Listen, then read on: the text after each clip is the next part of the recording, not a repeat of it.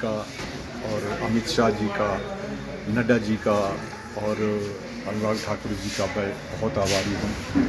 इन लोगों ने मेरी बेटी को इस योग्य समझा, कुछ जो इसके लिए काम सौंपा गया, तो हमें आज बहुत खुशी की बात है कि इस योग्य बेटी को समझा गया। और मुझे उम्मीद है कि जहां वो हर जगह अपनी उम्मीदों पे अच्छी उतरी है, खरी उतरी है, इस काम के लिए भी वो अपने तन मन धन से सब कुछ करेगी और हिमाचल प्रदेश के लोगों को अपने विश्वास में लाएगी और अच्छा काम करेगी। इसका एक ही बात है कि जब ये किसी भी काम में अपने डेस्टिनेशन पे पहुंचना चाहती है तो ये पहुंचती है। जब इसको एक काम सौंपा गया है कि आपने हिमाचल के लोगों की सेवा करनी है, तो वो सेवा भाव से ही काम करेगी। यानी सेलिब्रिटी के तौर पे अब नजर नहीं है? जी नहीं, सेलिब्रिटी नहीं, सेलिब्रिटी बन के नहीं आई है। ये हिमाचल के लोगों के लिए एक सेवक बन के आई है।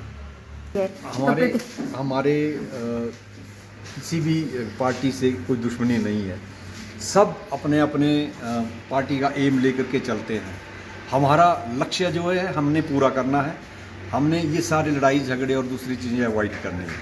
तो हमें उनको भी भगवान सद्बुद्धि दे कि वो भी ऐसा ना करे, और हम तो अपने काम पे चलेंगे ही चलेंगे। ये सही निर्णय हमारी केंद्रीय समिति ने, चुनाव समिति ने लिया है और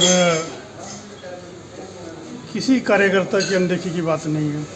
ये बहुत लंबे समय से भारतीय जनता पार्टी की सेवा कर रही है, अपने तौर पे कर रही है सेवा, और मैं समझता हूँ ये सबसे बढ़िया डिसीजन हुआ है इस मंडी क्षेत्र के लिए। यहाँ से संजय क्षेत्र से कंगना जी चुन करके जाएंगी। बड़ी बेबाक वक्ता हैं और बहुत अच्छा नेतृत्व हमें देंगे, मैं ऐसा समझता हूँ। एब्सोल्युटली स्ट्रॉन्ग, कोई मैच नहीं है कांग्रेस के पास इनका कोई मैच नहीं। और ये इस क्षेत्र की मांग भी थी, इनसे बड़ी रिक्वेस्ट की थी हमने, बहुत पहले से रिक्वेस्ट करी थी कि आप आइए, राजनीति में आइए, आप जैसे होनहार व्यक्तित्व की ज़रूरत है इस क्षेत्र के लिए। और इनका जो विज़न है, मैं ऐसा समझता हूँ बहुत अच्छा विज़न है विकास के बारे में। छोटा मोटा नल के लगते रहते हैं, वो हमारा काम है, लेकिन बड़ा सोच रखते हैं इस क्षेत्र के विकास के बारे में। ये मैं पर्सनली जानता हूँ। मेरी बहन कंगना रनौत को एक संसदीय क्षेत्र के लिए प्रत्याशी चुना है और मुझे उम्मीद है कि हम रामस्वरूप का रिकॉर्ड अवश्य तोड़ेंगे, जो 4 लाख से ऊपर और 5 लाख तक हम इसको जिताएंगे। ये हमारा विक्रमादित्य मंत्री, कांग्रेस को तो कैंडिडेट नहीं मिल रहे हैं। सभी लोग जो मुखर रहे हैं, चाहे वो कौल सिंह है, चाहे कोई हमारी रानी प्रतिभा सिंह है, चाहे विक्रमादित्य जी है, कोई भी मना कर रहे हैं कि उनकी हालत ठीक नहीं है। क्योंकि जब प्रदेश का मुखिया ऐसा हो तो सचमुच आज जैसे रानी बोलती है कि सांसद निधि से कभी काम नहीं चलता है, और भी पैसा चाहिए होता है, या इस तरह जो उन्होंने रोक रखा है पैसा। विधायकों के साथ जो एक इंस्टीट्यूशन को कमज़ोर किया सुखविंदर सुक्खू ने, चाहे वो भाजपा का विधायक है, चाहे कांग्रेस का विधायक है, आज तक किसी विधायक ने या किसी मंत्री ने या मुख्यमंत्री ने किन्हीं विधायकों का पैसा नहीं रोका। सही भी है और कड़वा सच भी है। जिस तरह की उथल पुथल कांग्रेस में चली है, जो मुखिया अपने परिवार को नहीं संभाल सकता है और ऐसे चुनिंदे लोग जो चुने हुए थे, जिसको प्रतिनिधित्व दिया होता है, जनता ने आदर सत्कार दिया होता है, उनका अपमान ना करना या उनकी बात को ना मानना। और 15 महीने में जो हमारे मंत्री थे कांग्रेस के या एमएलए थे, वो नाराज हो गए। क्या वो 5 साल तक सरकार चल पाएगी?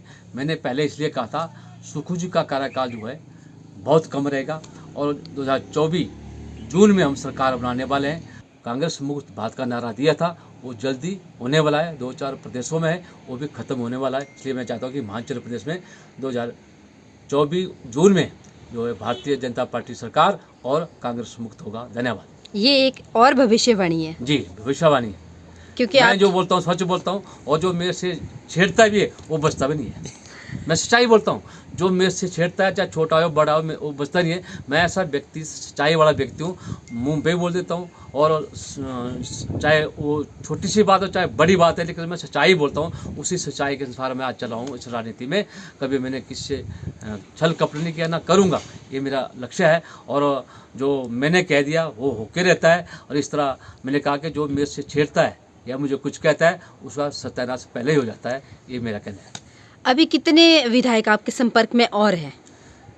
मैंने कह दिया हमें 13 विधायकों की ज़रूरत है, 9 तो आ गए हैं, 5 विधायक ऐसे और आने वाले हैं जो कि तुरंत ही 2-4 दिन में जो आ जाएंगे और जो है पूर्ण रूप से भारतीय जनता पार्टी का दामन थामेंगे और आदरणीय जयराम ठाकुर जो पूरे जोश से लगे, केंद्र का नेतृत्व लगा हुआ है।